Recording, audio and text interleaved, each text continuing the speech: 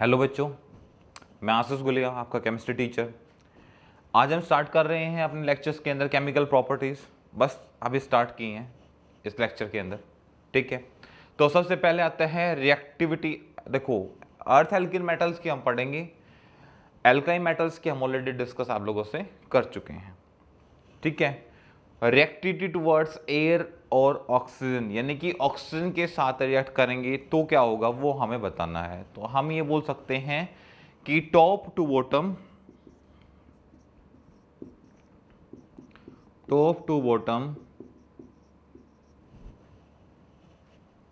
Reactivity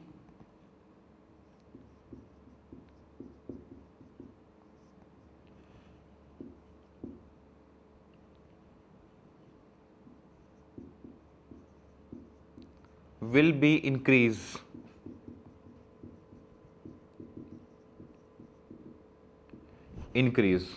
ऐसा क्यों होगा? Because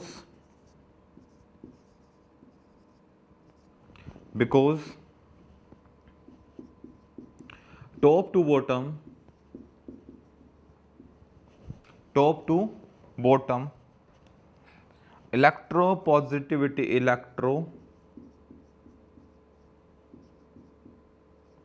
electropositive nature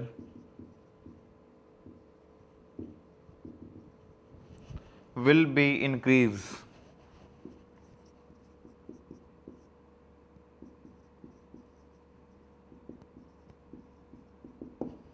will be increase, ठीक है। नेक्स्ट पॉइंट हमारे पास आएगा।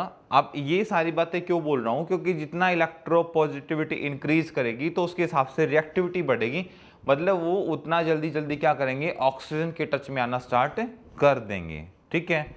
दूसरा मेरा यहाँ पे जो इंपॉर्टेंट पार्ट है वो क्या है कि compare to alkali metals,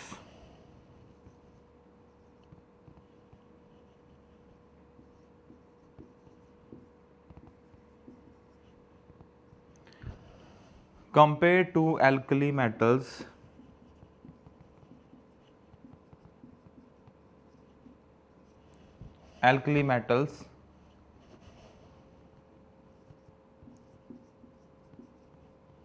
less electropositive,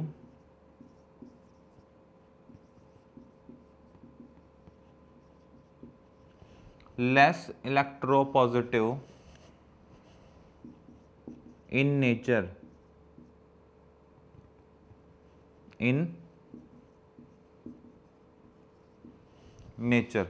कि नेचर के अंदर वो इलेक्ट्रोपॉजिटिविटी क्या होगी भाई, इसकी कम होगी, क्योंकि हाईली इलेक्ट्रोपॉजिटिव पूरे टेबल में जो हमें इलेक्ट्रोपॉजिटिव देखने को मिलती हैं कौन से होती हैं, एल्काइन metal are highly electropositive in nature, ठीक है। ये बात हम बिल्कुल भी नहीं भूलेंगे। क्या? एल्कली मेटल्स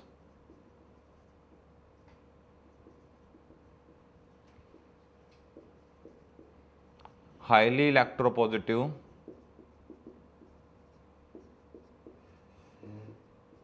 in nature, ठीक है। तो इनकी जो रिएक्टिविटी होगी वो क्या होगी, लेस होगी, क्योंकि सबसे ज्यादा तो वो है। थर्ड पॉइंट ये क्या कहता है कि जब अर्थ एल्किन मेटल रिएक्ट करेंगी किसके साथ, ऑक्सीजन के साथ, तो क्या बनाएंगी वो, मेटल ऑक्साइड, ठीक है।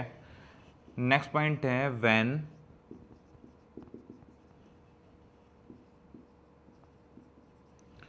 अर्थ alkene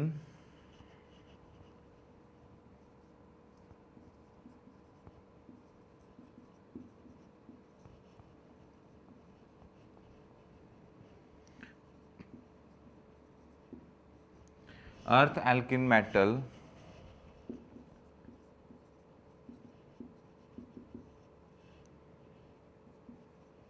react with oxygen,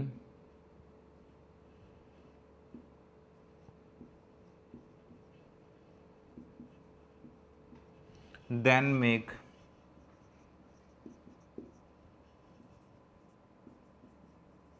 metal oxide, ठीक है। क्या बनेंगे वहां पे भाई, मेटल ऑक्साइड, ठीक है। कि जब कोई रिएक्ट करेगा किसके साथ, एल्किन अर्थ मेटल के साथ, तो वो क्या बनाएगा वहाँ पे अपने मेटल ऑक्साइड बनाएगा। अब यहाँ पे दो केसेस इंपॉर्टेंट है, मैं उनकी बात करने वाला हूँ, पहले इन पॉइंट को समझने की कोशिश करें। मैंने फर्स्ट आपको क्या कहा कि top to bottom reactivity will be increase, कि रिएक्टिविटी क्या करेगी, इंक्रीज करेगी, इसलिए top to bottom electropositive nature वो भी क्या करेगा, इंक्रीज करेगा। दूसरा मैंने बोला compare to alkali metals less electropositive होते हैं इन नेचर के अंदर। नेक्स्ट मैंने बात की आपसे कि व्हेन अर्थ एल्किन metals react with oxygen then make metal oxides. ठीक है, अब स्पेशली दो आपके पास हैं कि जब आपके पास beryllium and magnesium and calcium जब रिएक्ट करते हैं नेचर में, तो वो अपने क्या बनाते हैं, ऑक्साइड्स बनाते हैं। उनकी हम बात करेंगे अभी आपसे कि when beryllium and magnesium when beryllium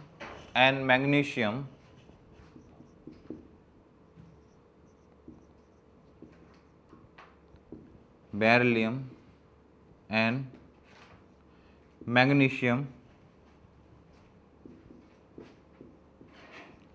react in nature या react with oxygen,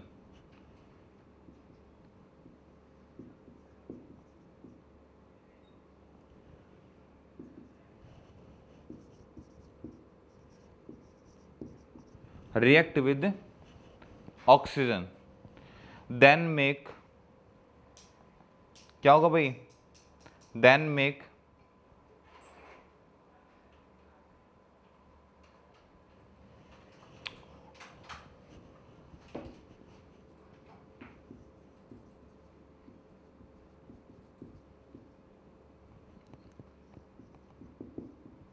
oxide in nature. ठीक है, कैसे कि आप रिएक्शन करा सकते हो, फॉर एग्जांपल्स के लिए बेरिलियम रिएक्शन कर रहा है O2 के साथ, तो क्या बनाएगा BeO। ठीक है, बेरिलियम क्या कर रहा है, रिएक्शन कर रहा है O2 के साथ। ठीक है, बैलेंस करेंगे रिएक्शन को, मैंने रिएक्शन को बैलेंस नहीं किया हुआ है। नेक्स्ट हम नेक्स्ट रिएक्शन लिखना चाहो, मैग्नीशियम वाली रिएक्शन भी लिख सकते हो।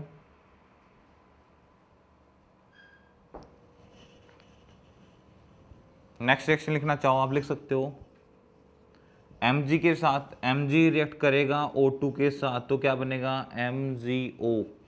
ठीक है, मैंने सिर्फ कंपाउंड बनाए हैं, बैलेंस आप खुद करोगे क्योंकि आप बड़े बच्चे हो चुके हो। ठीक है,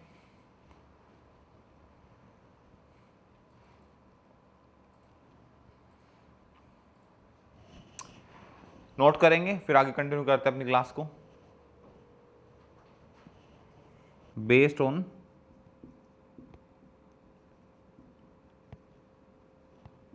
स्ट्रक्चर, ठीक है, but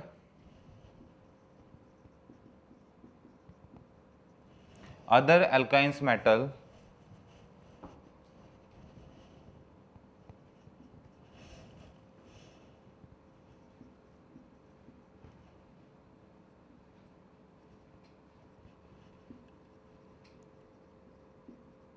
are make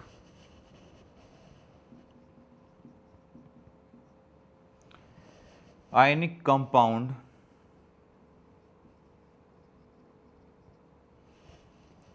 in nature।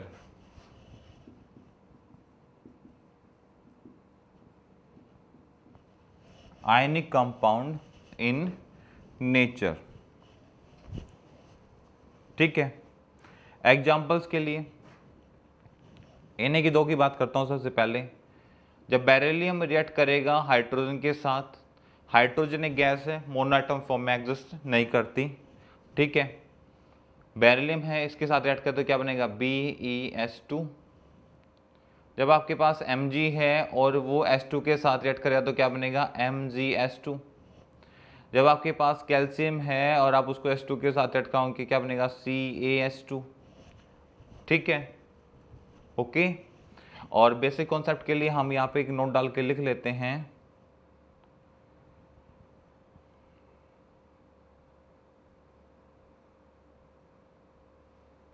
gases and liquid,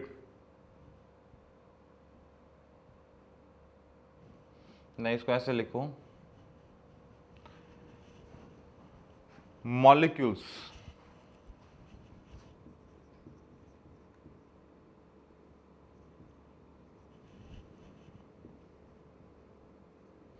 molecule compound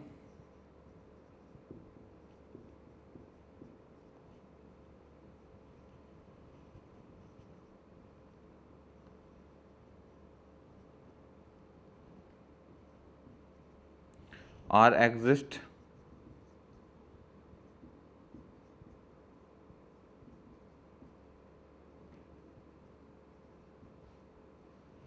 diatomic in nature,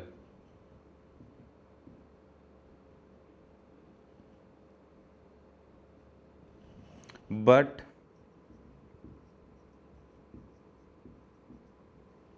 substance and substance compound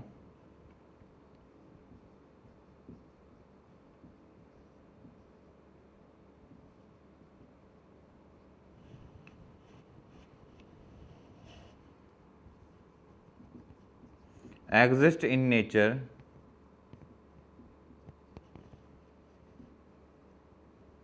as a monoatomic